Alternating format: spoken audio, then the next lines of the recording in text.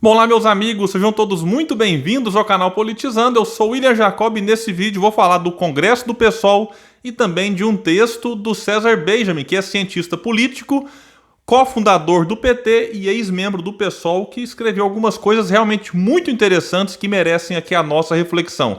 Mas antes de falar disso, eu quero pedir a sua ajuda para que se inscreva no canal, ative as notificações e se gostar do vídeo, deixa o like, não gostou, manda o dislike, porque isso também é importante. Bom, o site que eu particularmente gosto muito, Brasil Independente, tem feito um trabalho bem interessante, compartilhou lá um texto do Lauro Jardim, de O Globo, em que ele fala que o PSOL empurra a decisão presidencial para 2022. Eu mesmo fiquei muito confuso no sábado, porque eu vi alguma matéria falando o PSOL declara apoio ao Lula, outros falavam PSOL adia para 2022 a decisão. Então esse texto do Lauro, reproduzido pelo Brasil Independente, me ajudou. E vamos ver o que ele fala aqui então. O PSOL decidiu neste sábado, dia 25, em seu Congresso Nacional, que só definirá sua posição eleitoral, inclusive o campo de alianças, em conferência eleitoral que será realizada até abril. Foram 225 votos, ou seja, 56% a favor dessa posição. Outros delegados, 174, 44%, foram contra. Pelo mesmo placar, o partido decidiu rejeitar o lançamento, neste momento, da candidatura do deputado Glauber Braga à presidência da República, embora a tendência é que esta candidatura não se estabeleça. Em relação ao apoio a Lula, tampouco qualquer definição foi tomada. E claro, tudo isso aqui gerou uma reação muito forte nas redes sociais. Eu entrei ali em algumas conversas, algumas discussões, gente favorável a apoiar logo de cara no primeiro turno Lula, outros dizendo que esse apoio, se for acontecer, deveria acontecer no segundo turno, caso realmente Bolsonaro seja ali o opositor ao Lula, enfim, uma séria divisão já nos militantes ali de redes sociais. E aí o site Brasil Independente foi publicar também um texto do César, mas antes fez ali algumas considerações para a gente entender quem ele é. Cofundador do PT e ex-psolista, o cientista político utilizou suas redes sociais após o Congresso Nacional do PSOL para fazer duras críticas ao próprio PSOL e para detonar o que chamou de lulismo. E aqui vai destacar também que ele participou da luta armada contra a ditadura militar brasileira, que ele foi cofundador do Partido dos Trabalhadores, onde ficou por 15 anos.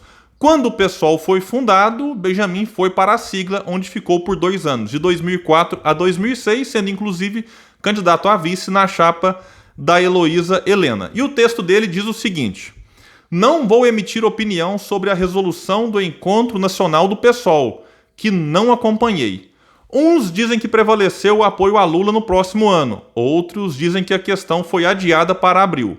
Minhas poucas experiências com o PSOL são péssimas, salvo as exceções de praxe. É gente fraca, oportunista e desleal.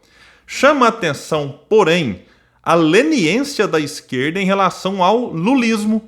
Depois de mais de 40 anos de hegemonia lulista, parece que ela se tornou tão natural como o ar que respiramos. Mas o lulismo, e vai destacar ele aqui 3 pontos, e a gente tem que ficar bem atento a eles. 1.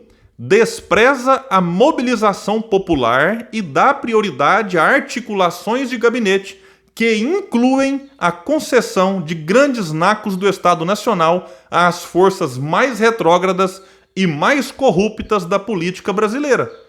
Aqui agora eu faço uma pausa no texto dele para acrescentar. É só a gente ver como que o PT loteou as estatais para corruptos de longuíssima data. Porque quando você coloca alguém, depois de um tempo, aquilo ali se revela um corrupto, fala, nossa, fui surpreendido, então vamos tirar e trocar. Isso acontece. Mas não, quando fez ali a indicação, já eram famosos, já eram assim conhecidos no meio político e alguns outros tentaram avisar. Mas, aí quando esses tentam acusar, são chamados de magoados pela cúpula do PT. Bom, e para que fez tal loteamento? Alguém pode pensar, não, William, é para ter uma maioria folgada no Congresso para aprovar uma reforma tributária que corrija as injustiças no Brasil, diminuindo desigualdade social. Não, é só para se manter no poder, abafar um escândalo aqui e outro ali, porque o PT, ao longo dos 14 anos, não fez nenhuma reforma estrutural que afetasse a vida das pessoas, além da tomada de Três Pinos. Segundo ponto aqui destacado pelo César, garante lucratividade, isso aqui é o do lulismo, né? Garante lucratividade máxima ao grande capital em todas as áreas. Aqui eu vou destacar só um, a Croton, que lucrou bilhões com o FIES e deixou milhões de endividados no SPC. Então foi dinheiro do Estado para formar hoje o que é aí, ela já mudou de nome, enfim, para formar um dos maiores conglomerados do ensino privado do mundo. Até então, mas formou, que bacana que o Brasil tem. Mas é só lembrar então, com dinheiro nosso, meu, seu, que poderia ser investido aí na construção, em universidades, enfim, de uma forma mais efetiva.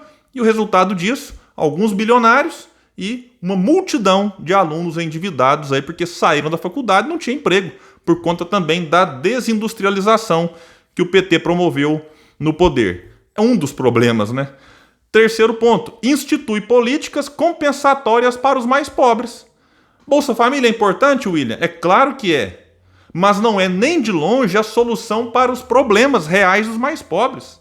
Só para a gente ter noção, porque o Lula aparece como o pai dos pobres, o painho, né? Durante o PT, ele transferiu ali para o Bolsa Família 322 bilhões de reais. É muito dinheiro? É.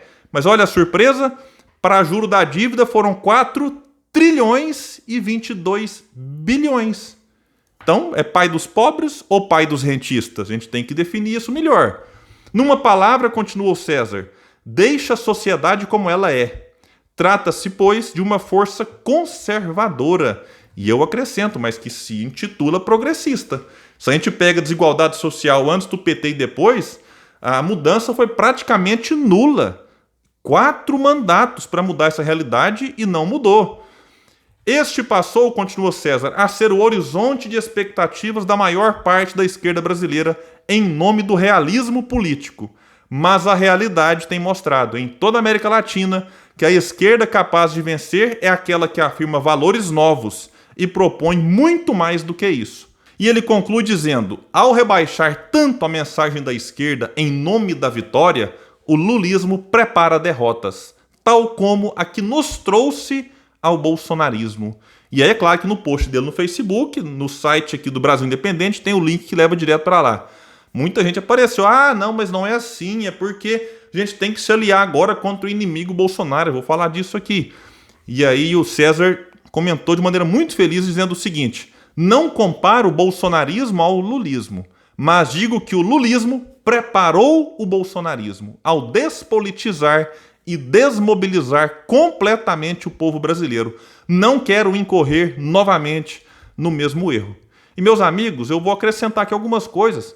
Ele está certo, que quando se fala em incorrer nos mesmos erros, que o lulismo despolitizou o povo, o Lula está agora repetindo os mesmos erros de antes. Só que me parece, o meu receio que eu tenho é que ele esteja piorado, porque os problemas não ensinaram nada. Ele está se encontrando com as mesmas pessoas que ajudaram o seu governo a ser permeado de corrupção por todos os lados, a virar manchete nos jornais, para depois eles acusarem, Lava Jato teve perseguição, teve abuso, é claro que teve. Ninguém da esquerda, de uma certa forma consciente, nega isso. Mas o Lula agora se encontra com os mesmos do MDB, da banda podre do MDB. Porque tem gente no MDB que é bacana, que você respeita, pensa diferente, mas tem espírito público. Então será que ele, assumindo o poder, vai lotear tudo de novo? Então quando a gente observa aquilo que a gente fica sabendo do Lula articulando e também do Lula nas entrevistas, a gente olha, o Lula não mudou. O que para muita gente pode estar feliz, estou feliz com o Lula. Mas é porque ele cria uma ilusão de que na época dele estava tudo maravilha, que não tinha favela, que não tinha gente passando fome, que não tinha gente morando na rua, e tinha. O Lula no Twitter é algo assim, quase inacreditável. Alguém até me alertou, falou, William, mas não é ele que escreve lá. Ele não escreve, só que tem a equipe dele que fica ouvindo ele nas entrevistas, eu já acompanhei algumas aqui e o Twitter do lado. Eles vão reproduzindo. O que é normal faz parte da divulgação. O que é inacreditável é o que eles colocam lá. E aí, se alguém algum dia cair de Marte no Brasil e olhar para isso, nem faz ideia de que há 5 aninhos atrás o PT estava no poder e que ele teve 4 mandatos para fazer as transformações que agora ele diz que vai fazer, se tiver mais 4. E aí o cúmulo, que está sempre sendo substituído por outro, foi o tweet do dia 25 de setembro, sobre reforma agrária. Abre aspas para o Lula. Nos anos 80 eu adorava subir no palanque e me esgoelar. Vamos fazer reforma agrária ampla e radical. Um dia, uma senhorinha me falou: Ô Lula, por que você tá nervoso? Você me assustou. E daí entendi, diz ele, que precisava falar de outra forma, porque senão o povo não ia me entender. A gente não vai ganhar voto xingando as pessoas. Aqui eu faço um parênteses, ele não, mas a Glaze, né, por exemplo, chamou o Ciro recentemente de que o Ciro deixou de ser o coronel para virar jagunço da direita. Volta aqui para o Lula. O que a gente falar tem que bater na cabeça e no coração. E a pessoa pensar, pô, é isso aí mesmo. É inacreditável. E muita gente precisa saber que o PT no poder fez proporcionalmente menos reforma agrária do que Fernando Henrique Cardoso. Ah, mas o Lula, quando põe o bonezinho, você vai lá no Twitter da Glaze, agora tá lá, de boné do MST. Então, bonezinho vermelho, veste vermelho, se diz de esquerda, se diz progressista, tá tudo resolvido. Aí alguém pode reforçar a ideia que eu disse lá atrás. Ah, mas o inimigo é Bolsonaro. Não vamos falar do Lula agora. Bolsonaro é um inimigo? Sim, o inimigo da democracia, é uma ameaça à democracia. Mas não adianta a gente vir com essa conversa de que vamos focar só no Bolsonaro, porque é necessário entender as causas que gerou Bolsonaro. Como vai dizer o César, o lulismo ajudou ou preparou o bolsonarismo. Então a gente tem que atacar não é a figura desse ou a figura daquilo, mas a falta de projeto. Projeto que o PT teve 14 anos para colocar em prática e não colocou. Então ou a gente passa a discutir realmente essa necessidade de um projeto que transforme o Brasil naquilo que ele tem condição de ser, ou a gente corre o risco de, elegendo Lula, como ele se mostra agora, de em 2026 voltar um Bolsonaro pior ou alguém representante do bolsonarismo.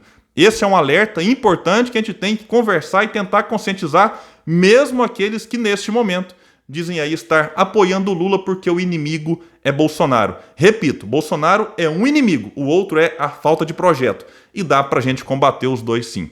Meus amigos, é isso, eu fico por aqui e até o próximo vídeo no canal Politizando.